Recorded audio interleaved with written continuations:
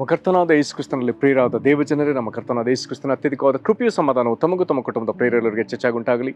ಹೃದಯಂಗಮ ಮಾತೆನ್ನುವ ಮುಂಜಾನೆ ವಾಕ್ಯದ ಅಂತ ಸರಣಿಯಲ್ಲಿ ಈ ತಿಂಗಳು ನಾವು ದೇವರ ಆಲಯ ಎಂಬ ಶೀರ್ಷಿಕೆಯಲ್ಲಿ ದೇವರ ವಾಕ್ಯವನ್ನು ಧ್ಯಾನಿಸುತ್ತಿರುವಲ್ಲಿ ಈ ದಿನ ನಾವು ಧ್ಯಾನಿಸುವಂತ ದೇವರ ವಾಕ್ಯದ ಭಾಗ ಎಜ್ರನ ಪುಸ್ತಕ 3ನೇ ಅಧ್ಯಾಯದ 10ನೇ ವಚನ. ಎಜ್ರ 3:10. ಕಟ್ಟುವವರು ಯೆಹೋವನ ಮಂದಿರದ ಅಸ್ತಿವಾರವನ್ನು ಹಾಕಿದಾಗ ಇಸ್ರಾಯೇಲರ ಅರಸನಾದ ದಾವೀದನು ನೇಮಿಸಿದ ಕ್ರಮಕ್ಕನುಸಾರವಾಗಿ ಯೆಹೋವನನ್ನು ಕೀರ್ತಿಸುವುದಕ್ಕೋಸ್ಕರ ದೀಕ್ಷಾ ವಸ್ತ್ರಭೂಷಿತರಾದ ಯಾಜಕರು ತುತ್ತೂರಿಗಳೊಡನೆಯೂ ಆಸಾಫನ ಮಕ್ಕಳಾದ ಲೇವಿಯರು ತಾಳಗಳೊಡನೆಯೂ ನಿಂತುಕೊಂಡು ಪರಸ್ಪರವಾಗಿ ಹಾಡುತ್ತಾ ಎನ್ನುವಂತ ವಾಕ್ಯ. ಈ ವಾಕ್ಯವನ್ನು ಗ್ರಹಿಸುವುದಕ್ಕೆ ದೇವರ ಆತ್ಮನು ತಾನೇ ನಮಗೆ ತನ್ನ ವಿಶೇಷವಾದ ಗ್ರಹಿಕೆಯನ್ನು ಅನುಗ್ರಹಿಸಲಿ. ಕರ್ತನಲ್ಲಿ ಪ್ರೀತಿಗಳ ದೇವಜನರೇ, ನಾವು ಓದಿದ ಈ ವಾಕ್ಯದ ಭಾಗ ಎಜ್ರನ ಪುಸ್ತಕದಿಂದ ಆಯ್ದ ವಾಕ್ಯ. ಎಜ್ರನ ಕಾಲದಲ್ಲಿ ಸೆರೆಯಿಂದ ಕೆಲವು ಜನರು ಯೆರೂಸಲೇಮಿಗೆ ಹಿಂದಿರುಗಿ ಬರ್ತಾರೆ. ಎಜ್ರನೊಂದಿಗೆ ಕೆಲವು ಪ್ರಮುಖ ಮುಖಂಡರಿದ್ದಾರೆ.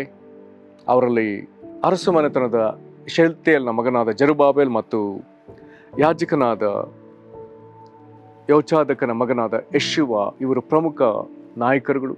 ಈಗ ಇವರ ಮುಂದಾಳತ್ವದಲ್ಲಿ ಹಲವಾರು ಕಾರ್ಯಗಳು, ವಿಶೇಷವಾಗಿ ದೇವಾಲಯವನ್ನು ಕಟ್ಟುವಂಥ ಕಾರ್ಯ ಪ್ರಾರಂಭವಾಗ್ತದೆ. ಸರಿಸುಮಾರು ಈ ಘಟನೆಗೆ 70 ವರ್ಷಗಳ ಹಿಂದೆ ಬ್ಯಾಬಿಲೋನ್ಯರ ಆಳ್ವಿಕೆಯಲ್ಲಿ ಯೆರೂಸಲೇಮ್ ದೇವಾಲಯ ಸಂಪೂರ್ಣವಾಗಿ ಕೆಡವಲ್ಪಟ್ಟು ಅದು ಏನೂ ಇಲ್ಲದಂತಾಗಿರ್ತದೆ. ಈಗ ಅಲ್ಲಿ ತಿರುಗಿ ಆಲಯವನ್ನು ಕಟ್ಟಬೇಕಾದ ಒಂದು ಸಂದರ್ಭ. ಹಾಗಾದ್ರೆ ಈ ಆಲಯಕ್ಕೆ ಅಸ್ತಿವಾರ ಹಾಕಿದ ಭಾಗವನ್ನು ನಾವು ಓದಿದ್ದೇವೆ. ಅದನ್ನ 10ನೇ ವಚನದಲ್ಲಿ ಓದಿದ್ದು. ಕಟ್ಟುವವರು ಯೆಹೋವನ ಮಂದಿರದ ಅಸ್ತಿವಾರವನ್ನು ಹಾಕಿದಾಗ ಅಸ್ತಿವಾರ ಹಾಕ್ತಾರೆ.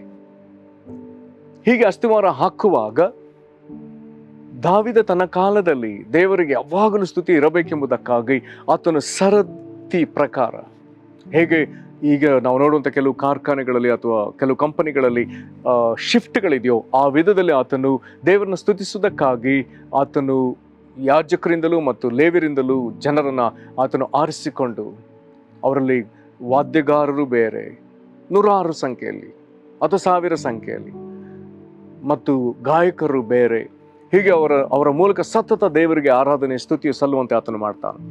ಈಗ ಅದೇ ಕ್ರಮಾನುಸಾರವಾಗಿ ಅಲ್ಲಿ ಯೆಹೋವನನ್ನು ಕೀರ್ತಿಸೋದಕ್ಕೋಸ್ಕರ ದೀಕ್ಷಾ ವಸ್ತ್ರಭೂಷಿತರಾದ ಯಾಜಕರಿದ್ದಾರೆ ಮತ್ತು ಆಸಾಫನ ಮಕ್ಕಳಾದ ಲೇವಿಯರು ತಾಳಗುಡನೆ ನಿಂತು ಪರಸ್ಪರ ಅವರು ಹಾಡ್ತಾರೆ, ದೇವರನ್ನ ಕೊಂಡಾಡ್ತಾರೆ. ಈ ಸಂದರ್ಭದಲ್ಲಿ ಜನರೆಲ್ಲ ಅಲ್ಲಿ ಅವರು ಸ್ತುತಿಸಿದ್ದು, ಆತನ ಒಳ್ಳೆಯವನ, ಆತನ ಕೃಪೆಯು ಇಸ್ರಾಯೇಲರ ಮೇಲೆ ಶಾಶ್ವತವಾದದ್ದು. ಹೀಗೆ ದೇವರನ್ನ ಅವರು ಸ್ತುತಿ ಮಾಡ್ತಾರೆ. ಹೀಗೆ ಯೆಹೋವನ ಕೀರ್ತನೆ ಜನರಿಗೆ ದೊಡ್ಡ ಸದ್ದಿನಲ್ಲಿ ಕೇಳ್ತದೆ. ಆಗ ಆಲಯದ ಅಸ್ತಿವಾರ ಹಾಕಲ್ಪಟ್ಟಿದೆ ಎಂಬುದಾಗಿ ಅಲ್ಲಿ ನೆರೆದಿದ್ದಂಥ ಜನಸ್ತೋಮ ಅವರು ಅದನ್ನ ಅರಿತುಕೊಂಡು ಅವರು ಸಹ ಉತ್ಸಾಹದಿಂದ ಆರ್ಭಟಿಸ್ತಾರೆ. ಅದೇ ವೇಳೆಯಲ್ಲಿ ಅಲ್ಲಿ ದೇವಾಲಯ ಕೆಡಲ್ಪಟ್ಟ ಕಾಲದಲ್ಲಿದ್ದಂಥ ಜನರು ಈಗ ಅಲ್ಲಿ ಬಹು ವೃದ್ಧರಾಗಿ ಅಲ್ಲಿದ್ದಾರೆ. ಅವರೆಲ್ಲರಿಗೂ ಒಮ್ಮೆಲೆ ದುಃಖ ಉಂಟಾಗ್ತದೆ. ಅವರೆಲ್ಲರೂ ಅದನ್ನು ನೋಡುವಾಗ ಬಹಳವಾಗಿ ಅಳ್ತಾರೆ. ಆದರೆ ಬೇರೆ ಕೆಲವು ಜನ ಹರ್ಷದಿಂದ ಆರ್ಭಟಿಸ್ತಾರೆ. ಅಲ್ಲೊಂದು ಮಾತು ಬರ್ತದೆ, ಜನರು ಮಹಾಧ್ವನಿಯಿಂದ ಆರ್ಭಟಿಸುತ್ತಿದ್ದರಿಂದ ಹರ್ಷಧ್ವನಿ ಯಾವುದು, ಅಳುವವರ ಧ್ವನಿ ಯಾವುದೋ ಗೊತ್ತಾಗಲಿಲ್ಲ. ಗದ್ದಲು ಬಹುದೂರದವರೆಗೂ ಕೇಳಿಸಿತು. ಪ್ರೇರೆ, ಇಲ್ಲಿ 2 ಗುಂಪಿದೆ. ಆಲಯ ಕೆಡಲ್ಪಟ್ಟದನ್ನ ನೆನೆಸಿಕೊಂಡು ಈಗ ತಿರುಗಿ ಅದು ಕಟ್ಟಲ್ಪಡುವುದನ್ನು ಜ್ಞಾಪಿಸಿಕೊಂಡು ದುಃಖಿಸುವ ಜನರು ಇದ್ದಾರೆ. ಈಗ ಆಲಯವು ತಿರುಗಿ ಕಟ್ಟಲ್ಪಡ್ತದೆ ಎಂಬುದಾಗಿ ಹರ್ಷಿಸುವಂತ ಜನಕೂಟವೂ ಇದೆ. ಆಲಯದ ಅಸ್ತಿವಾರ ಈಗ ಮತ್ತೆ ಹೊಸದಾಗಿ ಹಾಕಲ್ಪಡ್ತಾ ಇದೆ. ಇದು ನಮಗೊಂದು ದೊಡ್ಡ ಸಂದೇಶ. ಹಾಗಾದ್ರೆ ದೇವರು ನನ್ನ ಶರೀರವನ್ನೇ, ದೇಹವನ್ನೇ ಆಲಯ ಎಂಬುದಾಗಿ ಕರೆದಾಗ, ಹಾಗಾದ್ರೆ ನಾವನ್ನು ಪರೀಕ್ಷಿಸಿಕೊಳ್ಳೋಣ. ಕೆಲವು ದಶಕಗಳಿಂದ 7 ದಶಕಗಳಿಂದ ಆಲಯವು ಕೆಡಲ್ಪಟ್ಟದೆ. ಅದನ್ನು ಕಂಡ ಜನರಿದ್ದಾರೆ. ಅವರಿಗೀಗ ತಿರುಗಿ ಅಲ್ಲಿ ಅಸ್ತಿವಾರ ಹಾಕಿ ತಿರುಗಿ ಹೊಸದಾಗಿ ಆಲಯವನ್ನು ಎಬ್ಬಿಸುವಾಗ ಅವರೊಳಗೆ ಒಂದೇ ದುಃಖ, ದೊಡ್ಡ ಧ್ವನಿಯಿಂದ ಅವರು ಅಳ್ತಾರೆ. ಅದು ಪುನಃಸ್ಥಾಪಿಸಲ್ಪಡ್ತಿರುವುದಕ್ಕಾಗಿ ದೊಡ್ಡ ಧ್ವನಿಯಿಂದ ಅವರು ಅಳುತ್ತಾರೆ. ಅದೇ ವೇಳೆಯಲ್ಲಿ ಇಲ್ಲಿ ಅಸ್ತಿವಾರ ಹಾಕಿ ಆಲಯ ಎಬ್ಬಿಸಲ್ಪಡ್ತದೆ ಎಂಬುದಾಗಿ ಕಂಡಂತ ಮಿಕ್ಕ ಜನಕೂಟ ಹರ್ಷದಿಂದ ಆರ್ಭಟಿಸ್ತಾರೆ. ಇದೆಲ್ಲವೂ ಕೃತಜ್ಞತೆಯೊಂದಿಗೂ ಸಂತೋಷದಿಂದಲೂ, ಒಂದು ವೇಳೆ ಕೆಡಲ್ಪಟ್ಟ ಆಲಯ ಅದು ಕೆಡಲ್ಪಟ್ಟದಕ್ಕಾಗಿ ದುಃಖ ಪಡುತ್ತಾ, ಈಗ ಅದು ಪುನಃಸ್ಥಾಪಿಸಲ್ಪಡುವುದಕ್ಕಾಗಿ ದೇವರ ಮುಂದೆ ದುಃಖವನ್ನು ತೋರಿಸುವಂತ ಈ ದುಃಖವು ಒಳ್ಳೆಯ ದುಃಖವೇ? ಹಾಗಾದ್ರೆ ನಮ್ಮನ್ನು ಪರೀಕ್ಷಿಸಿಕೊಳ್ಳೋಣ.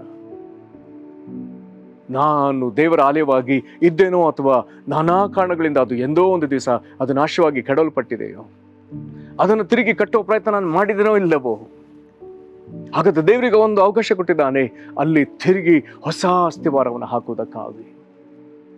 ಕರ್ತನಲ್ಲಿ ಪ್ರೀತಿಯುಳ್ಳ ದೇವ ಜನರೇ, ನೀನು ದೇವರ ಆಲಯವಾಗಿದ್ದು ಅದನ್ನು ನೀನು ಕೆಡಿಸಿಕೊಂಡಿದ್ದರೆ ಈಗ ಈ ವಾಕ್ಯದ ಪ್ರಕಾರ ಮತ್ತೊಂದು ಅವಕಾಶ ನಿನಗೆ ಕೊಡಲ್ಪಡ್ತಾ ಇದೆ.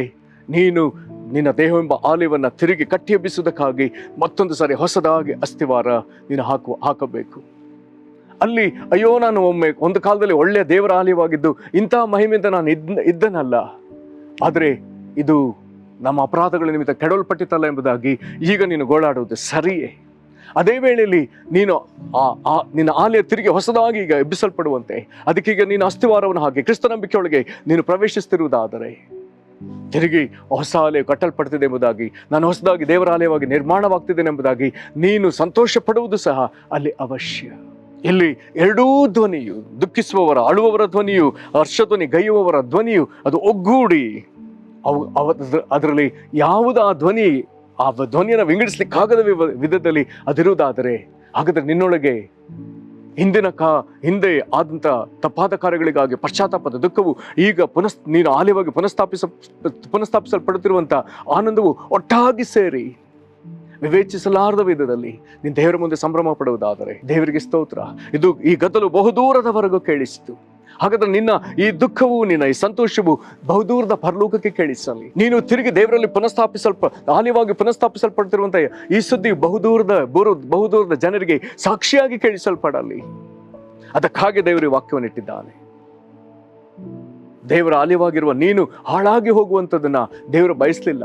ಒಂದು ವೇಳೆ ಹಾಳಾಗಿದ್ದರೆ ಅದು ತಿರುಗಿ ಪುನಃಸ್ಥಾಪಿಸಲ್ಪಡಲಿ, ಅದಕ್ಕೆ ತಿರುಗಿ ಅಸ್ತಿವಾರ ಹಾಕಲ್ಪಡಲಿ, ಅದು ಪಶ್ಚಾತ್ತಾಪದಿಂದ ಮಾನಸಾಂತರದಿಂದ ತಿರುಗಿ ಎಬ್ಬಿಸಲ್ಪಡಲಿ, ಮತ್ತು ಅದು ದೇವರು ಕೊಡುವಂಥ ಒಳ್ಳೆಯ ಸಂತೋಷದಿಂದ ಅದು ತಿರುಗಿ ಎಬ್ಬಿಸಲ್ಪಡಲಿ.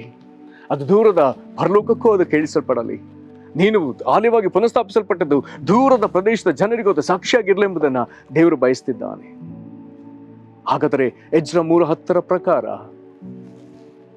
ವಾಕ್ಯವು ಹೇಳುವ ಹಾಗೆ ಕಟ್ಟುವವರು ಯೆಹೋವನ ಮಂದಿರದ ಅಸ್ತಿವಾರವನ್ನು ಹಾಕಿದಾಗ ಅದರೊಳಗೆ ಸ್ತುತಿ ಆರಾಧನೆ ಇತ್ತಲ್ಲ. ಹಾಗಾದರೆ ಅಸ್ತಿವಾರ ಹಾಕಿದ ಕ್ಷಣದಿಂದಲೇ ನಿನ್ನೊಳಗಿಂದ ದೇವರ ಸ್ತುತಿಯು ಆರಾಧನೆಯು ಮೊಳಗಲಿ. ಪ್ರಾರ್ಥನೆ ಮಾಡೋಣ. ಮಹಾಕೃಪೆಯ ಪರಲೋಕ ತಂದೆ, ಒಂದು ಕಾಲದಲ್ಲಿ ಆಲಯವಾಗಿದ್ದು ಅದನ್ನು ಕೆಡಿಸಿಕೊಂಡ ನಾವು ನಿನ್ನ ಮುಂದೆ ಪಶ್ಚಾತ್ತಾಪದ ಹೃದಯದಿಂದ ಬರ್ತೇವೆ. ನಾವು ತಿರುಗಿ ಆಲಯವಾಗಿ ಕಟ್ಟಲ್ಪಡಬೇಕೆಂಬಂತ ಅಸ್ತಿವಾರವನ್ನು ನಾವು ಹಾಕ್ತೇವೆ ಸ್ವಾಮಿ. ಈ ವೇಳೆಯಲ್ಲಿ ಕರ್ತನೆ, ಹಿಂದೆ ನೀನು ಕೊಟ್ಟ ಮಹಿಮೆಯನ್ನು ಕಳಕೊಂಡದಕ್ಕಾಗಿ ನಾವು ದುಃಖ ಪಡ್ತೇವೆ, ಮಾನಸಾಂತರ ಪಡ್ತೇವೆ. ಆದರೆ ನೀನು ತಿರುಗಿ ಕ್ರಿಸ್ತನ ಮೇಲಿನ ವಿಶ್ವಾಸವೆಂಬ ಅಸ್ತಿವಾರದಲ್ಲಿ ತಿರುಗಿ ನಮ್ಮನ್ನು ಆಲಯವಾಗಿ ಎಬ್ಬಿಸ್ತಿರುವುದಕ್ಕಾಗಿ ನಾವು ಸಂಭ್ರಮಿಸ್ತೇವೆ. ಈ ಧ್ವನಿಯು, ಎರಡೂ ಧ್ವನಿ, ಮಾನಸಾಂತರದ ಧ್ವನಿಯು, ಈ ಹರ್ಷದ ಆರ್ಭಟವು ಬಹುದೂರದ ಪರಲೋಕಕ್ಕೆ ನಿನ್ನ ಬಳಿಗೆ ಅದು ಕೇಳಿಸಲಿ. ಹಾಗೆ ನಾವು ಪುನಃಸ್ಥಾಪಿಸಲ್ಪಟ್ಟ ಈ ಸುದ್ದಿ, ಈ ಸಾಕ್ಷಿಯು ದೂರದ ಪ್ರದೇಶದವರೆಗೂ ಜನರಿಗೆ ಸಾಕ್ಷಿಯಾಗಿ ನಿಲ್ಲಲಿ ಸ್ವಾಮಿ.